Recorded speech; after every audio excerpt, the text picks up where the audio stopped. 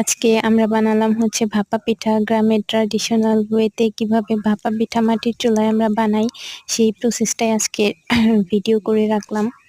আর আমি একটা ঢাকনায় প্রথমে গুঁড়ি নিয়ে নিলাম কিছু, তারপরে গুড় দিয়ে দিলাম, গুড় ঝুড়ো করে, তার উপরে নারকেল, আবার তার উপরে কিছুটা গুঁড়ি, তারপরে আবার গুড়, আবার নারকেল, তারপরে পুরো নারকেল আর গুড়ের পুরটাই আমি আবার গুঁড়ি দিয়ে কভার করে দিলাম। এই তো হচ্ছে সেটা। এখন কিছু গ্যাপ রয়ে গিয়েছিল, সেটাও ফিল আপ করে দিলাম। এখন এই তো মাটির চুলায় আমরা ছোট্ট একটা কলস দিয়েছি পানি গরম করতে, সেই গরম পানির উপরে ভাপে দিলাম।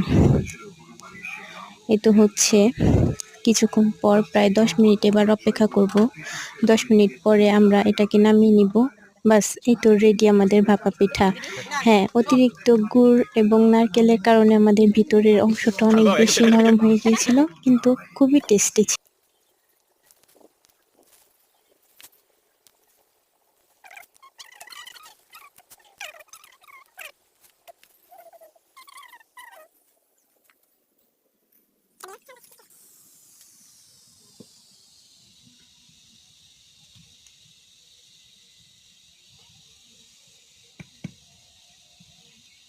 লালে দিও না কিন্তু, আবার ওই সমান সমানে দিয়ে দিও। হ্যাঁ, আচ্ছা,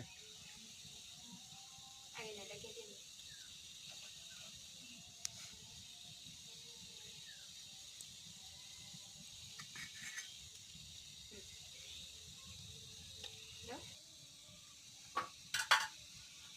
স্টপ স্টপ, আমনে জানে দেখানো যায়। আচ্ছা, আস্তে খুলো, আবার স্টপ দে। রেডি না, শোন,